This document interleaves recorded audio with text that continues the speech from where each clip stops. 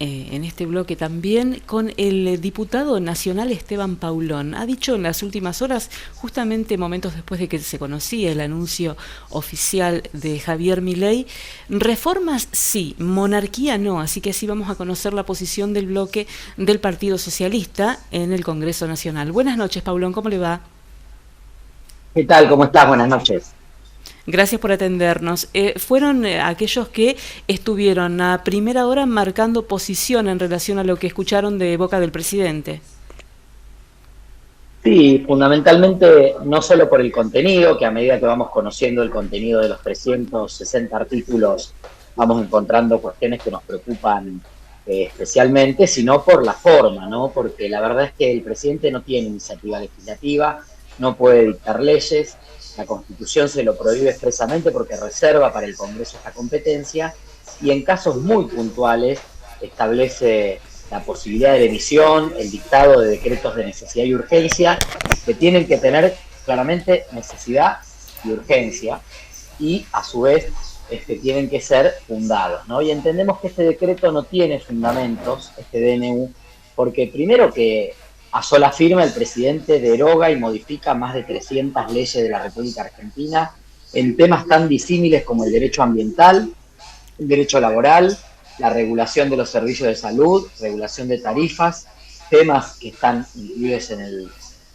Código Civil y Comercial, la derogación de la ley de alquileres, es decir, un amplio espectro de temas que raramente tendrían la misma necesidad y urgencia para ser tratados sin pasar por el Congreso. También el decreto de necesidad y urgencia está pensado para las etapas en las cuales hay dificultades para que el Congreso funcione y nosotros estamos en un funcionamiento totalmente normal del Congreso. Estoy en la Ciudad de Buenos Aires, desde el 10 de diciembre estoy en mi despacho, con muchos diputados y diputadas estamos esperando la convocatoria a sesiones extraordinarias, entonces lo que estamos planteando es, antes de analizar el contenido, que obviamente deberá ser analizado por el Congreso, el presidente tiene que retirar este decreto y enviar los proyectos de ley correspondientes con la convocatoria de sesiones extraordinarias. Nosotros no tenemos vacaciones ni las vamos a tomar, estamos 24/7, tenemos dedicación exclusiva, queremos debatir los temas, queremos trabajar, queremos contribuir y aportar nuestra mirada para la solución de los graves problemas que atraviesa el país, tiene que hacerse en el marco de la institucionalidad, porque si no esto empieza muy mal. Este decreto de necesidad de urgencia, que le puede parecer simpático o positivo a algunos sectores que verán en algunas de estas medidas buenas señales para la economía, para los bonos, para la inversión empresaria, mañana con otro gobierno o con este mismo gobierno y un cambio de humor, en una sola firma se termina con todas esas medidas. Entonces esto no da tampoco seguridad jurídica, que es lo que se necesita a la hora de pensar en inversiones que generen trabajo, producción y desarrollo. Independientemente de eso, obviamente, tenemos nosotros nuestra posición sobre algunos de los temas y creemos que este decreto tan violento y tan fuerte que ha emitido el presidente Milei viene a traer más angustia a un fin de año ya angustiante para muchas personas que hoy, fruto de los aumentos en el combustible y en los precios y los salarios que no van y jubilaciones que no tienen anuncios de recomposición, van a implicar que lleguemos a una Navidad y Año Nuevo con muchas mesas sin una sidra, sin un pan dulce, sin una comida familiar. También le agrega, por ejemplo, en la primera medida que el presidente anuncia, que es la derogación de la ley de alquileres, una enorme incertidumbre a muchísimas personas que no saben a dónde van a ir a vivir en enero, en febrero o marzo. Yo escuchaba recién al contador que planteaba, bueno, las bondades de que el mercado luego regule las relaciones y se irán acomodando los precios. Bueno, eso va a llevar un tiempo si es que se logra llegar. Por lo pronto, en enero va a haber disparada de los precios de las prepagas, golpe a la clase media, va a haber una amenaza del gobierno de restituir por ley, que nosotros no la vamos a votar y no creo que salga, pero va a estar allí la amenaza en el Congreso de restituir el impuesto a las ganancias para aquellas personas que ganan 700.000 pesos de bolsillo, o sea, otro golpe a la clase media, aumento en los combustibles, la semana que viene se prevé un nuevo aumento a los combustibles, aumento de tarifas de luz y gas, aumento de las tarifas de transporte, también golpes a la clase media, y sumado a eso, obviamente, la angustia que implica, por ejemplo, que se pueda desconocer una relación laboral porque ahora los monotributistas no van a tener derecho a reclamar su relación laboral, o por ejemplo en el contrato de alquiler no vamos a saber quién nos va a alquilar, cuánto hay que pagar, cuánto es la garantía, cuánto hay que aportar de fondo de garantía a la hora de firmar un contrato. Así que un fin de año muy complejo, con mucha incertidumbre, que creemos que el presidente pudo haber evitado y puede evitar a tiempo de retirar este decreto y de llegar al Congreso con las leyes. Se las vamos a tratar, vamos a hacer nuestros aportes y vamos a acompañar con los instrumentos que él crea conveniente para su gobernabilidad. No hace falta pasar por encima del Congreso y desconocer las instituciones de nuestra República. Le quería consultar sobre algunas de las primeras reacciones que tuvo usted anoche y decía, bueno, nosotros estaremos a primera hora en el Congreso. ¿Qué pasó efectivamente hoy? ¿Se empezó a trabajar en la constitución de la bicameral y qué disposición hay en otros bloques con los que usted tuvo contacto en estas últimas horas? Mira, fue un día de muchas conversaciones, la bicameral se está en proceso de constitución, obviamente estamos esperando el texto del decreto, que hay 10 días para que el Ejecutivo lo comunique, entonces hasta que no esté ese decreto la bicameral no se pone en marcha, pero lo que hemos visto, ustedes lo habrán visto a lo largo de todo el día, distintos partidos políticos que tenemos diferentes expresiones, diferentes pertenencias, diferentes lugares de trabajo en el marco del Congreso que nos hemos ido expresando en un mismo sentido. No tanto sobre el fondo de las medidas y el contenido de las medidas, sino sobre la forma, esta forma que pareciera avasallar al Poder Legislativo, que está en pleno funcionamiento y que está en plena capacidad de dar el tratamiento normal, formal, esperado a estas leyes y estas reformas que espera el presidente Milei. Hemos visto a lo largo de todo el día la expresión de Martín Lustó, luego una expresión institucional del radicalismo. Hemos visto la expresión de Miguel Ángel Pichetto, que representa un bloque muy importante de diputados y diputadas y partidos provinciales, donde también nosotros estamos coordinando algunas acciones. Hemos escuchado la opinión, obviamente, de Horacio Rodríguez Larreta, que tiene legisladores en el Senado y en diputados que lo acompañan. Hemos escuchado las opiniones de Unión por la Patria también, donde se plantea en el mismo tono, hagamos funcionar el Congreso, está en manos del presidente Milei, a tiro de un decreto ordinario, no decreto de urgencia, convocando a las sesiones extraordinarias.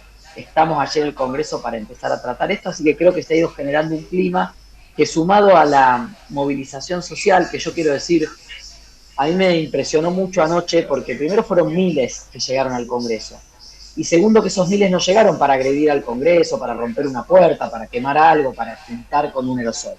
Llegaron al Congreso para apoyarnos, para plantearnos que ahora tenemos la responsabilidad de ocupar el lugar que nos toca y de estar a la altura, y de que el Congreso tiene algo para decir en relación a esto, y es por eso que realmente el Congreso hoy se movió, en primer lugar en conversaciones políticas, se va a ir moviendo estos días, y entiendo yo, están dadas las condiciones para iniciar un diálogo con el Ejecutivo que pueda ser retirado este DNU antes de que sea rechazado por el Congreso y le genere una derrota que debilite aún más a un gobierno que, si bien llegó con legitimidad de los votos en el balotaje, llega con una minoría parlamentaria también producto de la legitimidad de los votos, y que se obliga a dialogar y a conversar y a consensuar.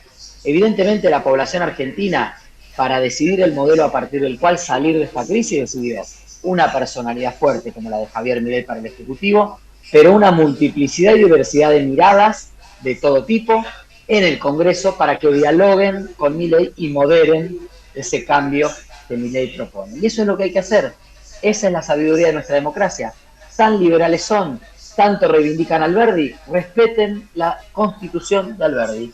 División de poderes, institucionalidad, sesiones extraordinarias, ejecutivo y legislativo, cumpliendo con su rol, y de este modo, en base a este diálogo, vamos a tener mejores herramientas para salir de la crisis. Dos últimas. Usted hablaba de oponerse, por supuesto, al fondo, como hemos estado escuchando.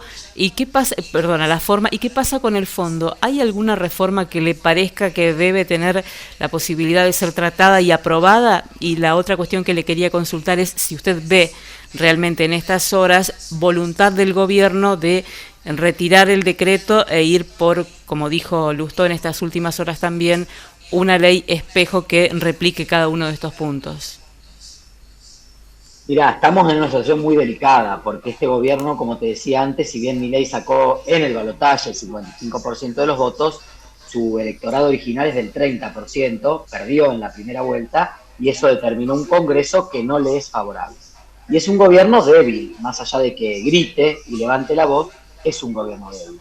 Entonces, obviamente que hoy, después de las expresiones que hemos escuchado a lo largo de todo el día, veo muy difícil que estos decretos sean ratificados porque no habría una mayoría ni siquiera en las comisiones para que esto pueda avanzar, y creo que sería un error político muy grave del gobierno insistir con el decreto para perderlo en el Congreso.